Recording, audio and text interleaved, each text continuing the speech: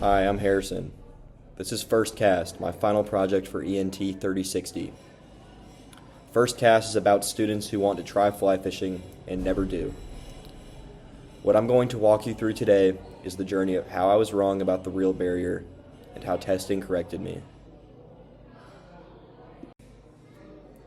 Interest in fly fishing among App State students is high.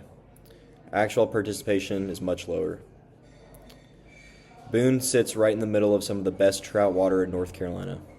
Students live close to it. The problem isn't distance, and it isn't really money either. The problem is that nobody tells them where to start. An activity that's already within reach is going unused, and that can mean it's fixable. My customer is narrow on purpose. App State students near Boone who say they want to learn and never have. They have no gear of their own, no rod, no waders, no boots, and no idea how to borrow any of it. They also have nobody to ask. The real point where people get stuck isn't, should I go fishing? It's what would I even need in order to go?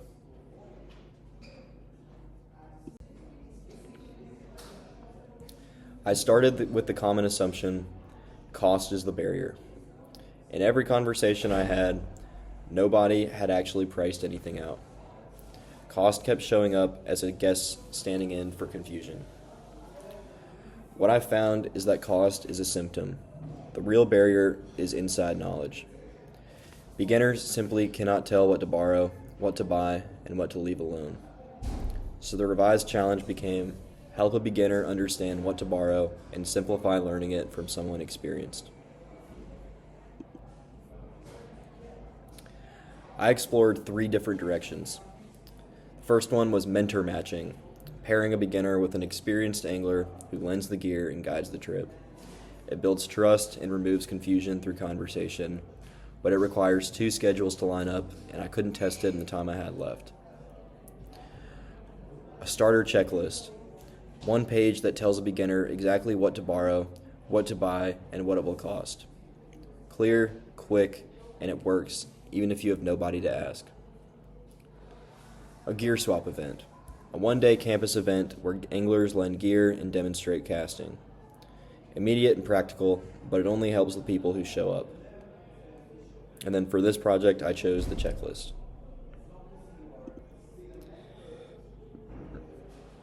I chose it because it doesn't require a beginner to have already met an angler, which is exactly my customer. It was also realistic to create and test in the time remaining. I accepted 3 trade-offs knowingly. It's less reliable than a real person, it doesn't solve gear access, and it's one way so it can't answer follow-up questions. And 2 of those 3 came back later to haunt me. The prototype was deliberately rough. 1 page, 3 sections, borrow, buy, and cost. No formatting, unfinished on purpose. When the concept itself is information, the checklist is the prototype. There was nothing to mock up around it. Roughness kept the feedback focused on usability instead of how pretty it looked. A polished draft would have made people polite, and a rough one made them honest. The single question I was testing, can a beginner understand what to borrow, buy, and pay without any explanations from me? After reading it, neither tester could name anything they would need to buy. Everything was listed, the checklist was complete. Complete is not the same as usable. 2 testers, 1 had fished as a kid, 1 never did, and neither owned gear.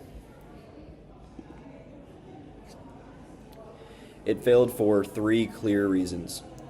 First, terminology meant basically nothing. Leader, tippet, and fly line were just the same item to them. 5 weight meant nothing. When the word means nothing, they just move on instead of asking. Second, borrow versus buy stayed unclear. Waders and boots seemed borrowable, but there was no mention of sizes. Assorted flies gave no clue how many, and neither tester could group the items into what they would actually bring. Third, price never became a number. Scattered prices never added up in their heads. Both testers thought gear was the only cost involved. What surprised me the most is that the person who had fished as a kid and the person who had never tried ended up in exactly the same place. Past experience does not help very much, and the knowledge barrier resets quickly. I cannot assume baseline from anyone, even people who have already done this. The root cause, I built the checklist the way an experienced angler would want it, sorted, compact, and concise, which is the completely wrong approach for someone who cannot yet distinguish essentials from preferences. So I changed it from a reference list into a walkthrough. Every change came directly from something my testers did. I put the purpose of each item before its name and price. I made a clear cut between "you cannot fish with this" and "add this later." I used plain language for leader, tippet, fly line, and rod weight. I gave flies a specific number and noted that you will lose some. I added a size note on waders and boots, so borrowing become realistic. And I put one total number at the bottom instead of scattered prices. The prices on my first draft were estimates. These are pulled from the North Carolina regulations, so a beginner is planning against a real number. The 10-day inland fishing license is the one that matters most here, $12 for a resident. Someone testing whether they even like this does not need to buy a full year. Same licenses for non-residents are $29 and $56. An entry-level beginner rod, reel, and line combo runs $180 to $250 new.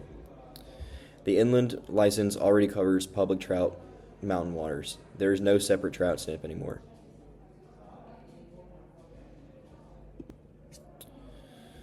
The job of the checklist is now simple. Make the first trip legible and plannable on one page so a beginner can decide and act without any insider knowledge or a mentor on call. 2 open questions remain. Gear access is still unsolved. App State's outing center rents tents, canoes, and packs, but not rods and waders. Shops in town do rent them, however, that's a cost and phone call I haven't priced yet. And a one-way document can still not answer follow-up questions. Both testers ask some. That points me back towards the mentor matching idea I had ruled out earlier. Maybe the next version just needs a contact sheet. Information only lowers a barrier when it carries context. I started by trying to remove a cost barrier and discovered a knowledge barrier instead. The checklist didn't fail because information was missing. It failed because information without context is unusable by the person who needs it most. And that's first cast. Thank you.